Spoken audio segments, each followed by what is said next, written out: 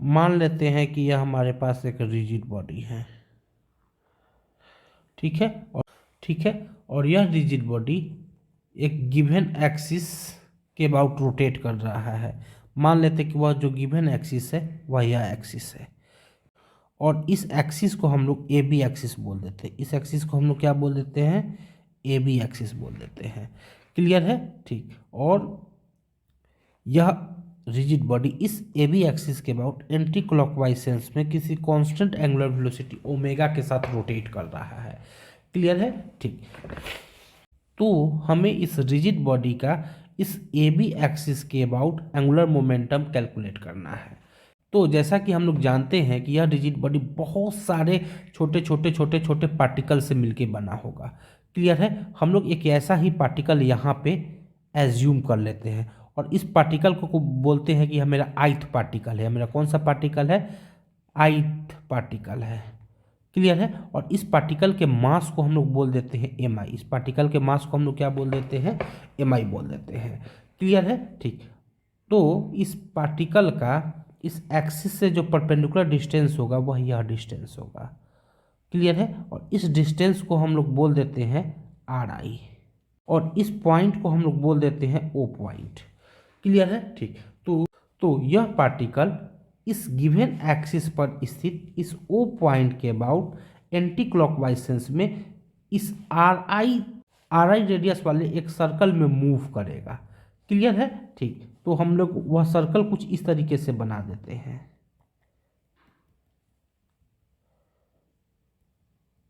Clear है? और इस सर्कल का जो सेंटर होगा वह कहाँ होगा? इस एक्सिस के इस ओ पॉइंट पे होगा। क्लियर है? ठीक। तो इस पार्टिकल का इस इंस्टेंट पे एक टेंजेंशियल वेलोसिटी होगा, और वह टेंजेंशियल वेलोसिटी कैसे होगा? कुछ ऐसे होगा, और इस टेंजेंशियल वेलोसिटी को हम लोग बोल देते हैं वी आई। क्या बोल देते हैं? वी आई बोल देते हैं। तो यह जो मेरा वी आई होगा वह वी आई होगा कितना? आर आई इंटू ओमेगा होगा। वी आई होगा कितना? आर आई इंटू ओमेगा होगा। क्लियर है? साथ ही साथ यह वेलोसिटी और यह रेडियस दोनों आपस में क्या होंगे? परपेंडिकुलर होंगे। क्लियर है? तो इस पार्टिकल का इस गिवन ए बी एक्सिस के बाद जो एंगुलर मोमेंटम होगा वह कितना हो जाएगा? हम लोग यहाँ पे लिखते हैं angular momentum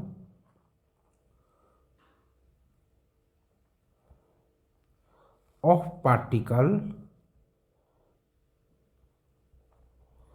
about A B axis L A B I लिख देते हैं। क्लियर है? क्योंकि यह मेरा कौन सा पार्टिकल है? आइथ पार्टिकल है, इसलिए आइथ पार्टिकल का इस ए बी एक्सिस के बाद जो एंगुलर मोमेंटम होगा उसको कुछ इस तरीके से हम लोग इंडिकेट करेंगे। यह होगा किसके इक्वल? तो यह होगा इस पार्टिकल के मास को हमने कितना माना? एम आई माना है, तो एम आई इंटू वी आई। इस पार्टिकल का जो वेलोसिटी हमने माना है वह वी आई माना है, इंटू आर आई। यह जो रेडियस है, रेडियस कितना? आर आई है, आर आई लिख सकते हैं। क्लियर है? ठीक। हमने क्या की निकाला? इस पार्टिकल का इस ए बी एक्सिस के अबाउट एंगुलर मोमेंटम निकाल लिया। क्लियर है? ठीक। हमें क्या चाहिए? इस पूरे रिजिड बॉडी का इस ए बी एक्सिस के अबाउट एंगुलर मोमेंटम चाहिए। क्लियर है? ठीक। तो यह रिजिड बॉडी ऐसे बहुत सारे छोटे छोटे पार्टिकल से मिलकर बना है। क्लियर है? ठीक। तो इन सभी पार्टिकल्स का हम लोग इस ए बी एक्सिस के अबाउट एंगुलर मोमेंटम निकाल दे और उसको सीधे सम कर दे, तो हमें क्या मिल जाएगा? इस ए बी एक्सिस के अबाउट इस रिजिड बॉडी का एंगुलर मोमेंटम मिल जाएगा। क्लियर है? ठीक। तो मान लेते हैं कि इस ए बी एक्सिस के अबाउट इस रिजिड बॉडी का जो एंगुलर मोमेंटम है वह एल ए बी है। तो सिंपली हम लोग एल ए बी बराबर क्या लिख सकते हैं? एल ए बी बराबर हम लोग लिख सकते हैं sigma M I V I into R I लिख सकते हैं। क्लियर है? सिग्मा एम आई, इस वी आई की जगह पे हम लोग क्या लिख सकते हैं? इस वी आई की जगह पे लिख सकते हैं आर आई इंटू ओमेगा लिख सकते हैं। तो हम लोग यहाँ पे लिख देते हैं are I into omega into R I लिख सकते हैं। क्लियर है? इसको और आगे सॉल्व करेंगे तो हमें क्या मिल जाएगा? यह ओमेगा कांस्टेंट है तो यह बाहर आ जाएगा, तो हम लोग क्या लिखेंगे? Omega into sigma M I R I into R I square. Clear है? ठीक। Summation of M I into R I square क्या होता है? मोमेंट ऑफ इनर्शिया होता है। क्लियर है? ठीक। यानी कि इस ए बी एक्सिस के अबाउट इस रिजिड बॉडी का यह क्या है? मोमेंट ऑफ इनर्शिया है। क्लियर है? ठीक। तो इस ए बी एक्सिस के अबाउट यदि हम लोग इस रिजिड बॉडी के मोमेंट ऑफ इनर्शिया को आई ए बी बोल दे तो हम लोग यहाँ पे क्या लिख सकते हैं, omega into I A B लिख सकते हैं। क्लियर है, यानी कि सिंपली हमें क्या मिल गया, एल ए बी जो मिल गया वो हमें क्या मिल गया, आई ए बी इंटू ओमेगा मिल गया। क्लियर है, ठीक। या आई ए बी क्या है, इस ए बी एक्सिस के अबाउट इस रिजिड बॉडी का मोमेंट ऑफ इनर्शिया है, moment of inertia of rigid body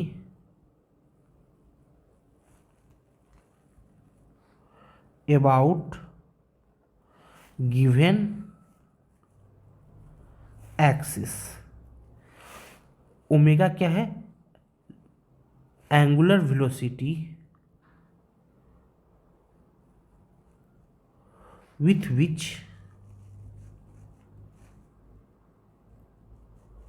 rigid body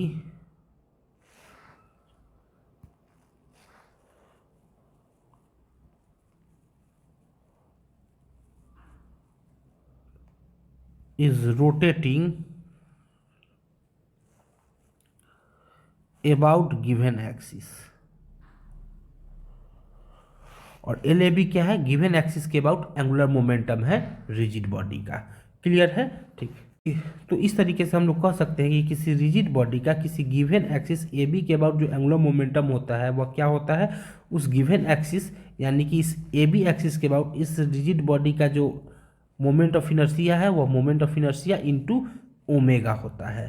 clear है, तो इस फॉर्मूला को आपको ध्यान में रखना है। क्लियर है, तो अभी हम लोग ने देखा कि यह हमारे पास एक क्या है, एक रिजिड बॉडी है।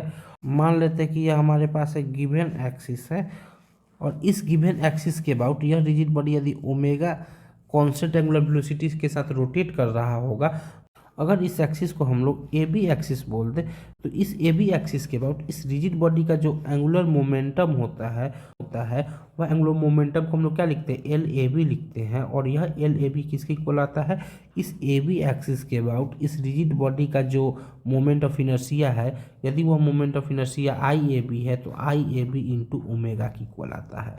क्लियर है, ठीक। हमने यह जो रिजिड बॉडी चूज किया था, यह रिजिड बॉडी इस ए बी एक्सिस के अबाउट सिमेट्रिकल नहीं है।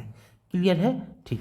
तो यह जो मेरा रिजिड बॉडी है वह रिजिड बॉडी क्या है, सिमेट्रिक नहीं है। ठीक है, ठीक। तो जब रिजिड बॉडी गिवन एक्सिस के अबाउट सिमेट्रिक नहीं होता है तो उस केस में गिवन एक्सिस के अबाउट उस रिजिड बॉडी का जो एंगुलर मोमेंटम का डायरेक्शन होता है वह डायरेक्शन तथा इस ओमेगा का जो डायरेक्शन होता है ये दोनों सेम नहीं होता है। तो एक्सिस के about non symmetric rigid body के लिए हम लोग L A B vector is equal to I A B into omega vector नहीं लिख सकते हैं, ये वैलिड नहीं होता है। क्लियर है, कब, जब एक्सिस के अबाउट रिजिड बॉडी सिमेट्रिक ना हो तब। क्लियर है, ठीक। तो आपको एक लाइन नोट कर लेना है कि L A B vector and omega vector do not point the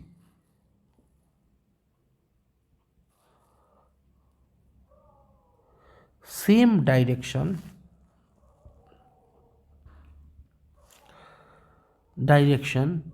if rigid body is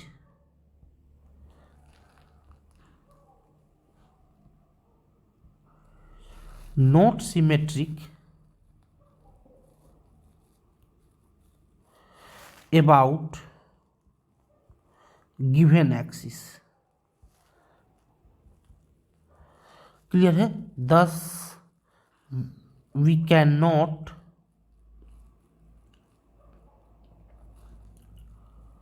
write LAB vector is equal to IAB into omega vector, ये हम लोग कभी लिख नहीं सकते हैं। क्लियर है, ठीक। लेकिन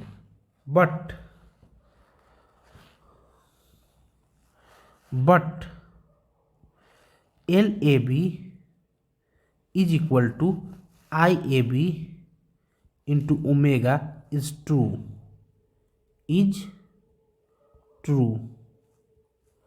यानी कि जब एक्स गिवन एक्सिस के अबाउट रिजिड बॉडी सिमेट्रिक ना हो तो भी L A B is equal to I A B into omega valid है, लेकिन यह equation L A B vector is equal to I A B into omega vector valid नहीं होगा।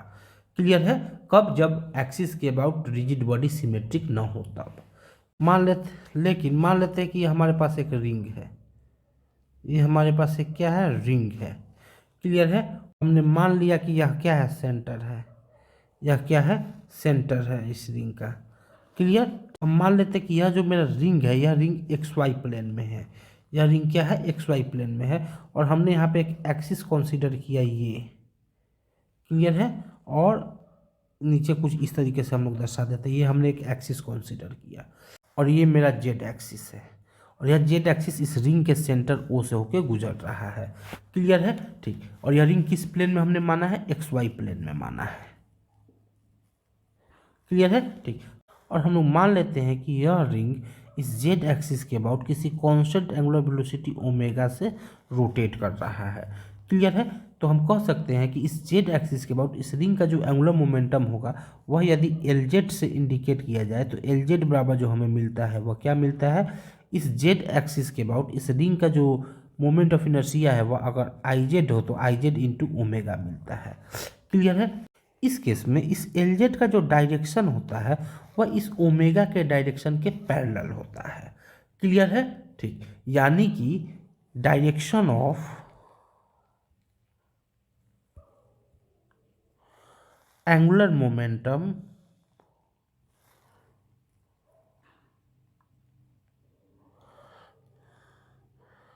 is parallel to direction of omega. Clear है? Then we can say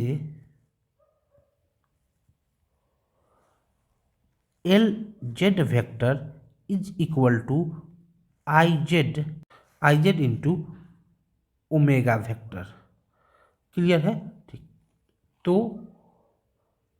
तो हम कह सकते हैं कि जब कोई रिजिड बॉडी किसी गिवन एक्सिस के अबाउट सिमेट्रिक होता है तो उस समय उस रिजिड बॉडी का गिवन एक्सिस के अबाउट जो एंगुलर मोमेंटम होगा उस एंगुलर मोमेंटम का जो डायरेक्शन होता है वह डायरेक्शन गिवन ओमेगा के डायरेक्शन के पैरेलल होता है। क्लियर है? और इस केस में वेक्टर इक्वेशन वैलिड होता है। इस केस में वेक्टर इक्वेशन क्या होता है? वैलिड होता है। क्लियर है? तो आपको ध्यान में रखना है कि एक्सिस के अबाउट रिजिड बॉडी यदि सिमेट्रिकल होगा तो वेक्टर इक्वेशन वैलिड होगा। एक्सिस के अबाउट रिजिड बॉडी सिमेट्रिकल नहीं होगा तो उस समय वेक्टर इक्वेशन वैलिड नहीं होगा। फिर भी L A B equal to I A B into omega या क्या होगा? ट्रू होगा। क्लियर है? ठीक। तो इन सारी बातों को आपको ध्यान में रखना है। Okay, thank you.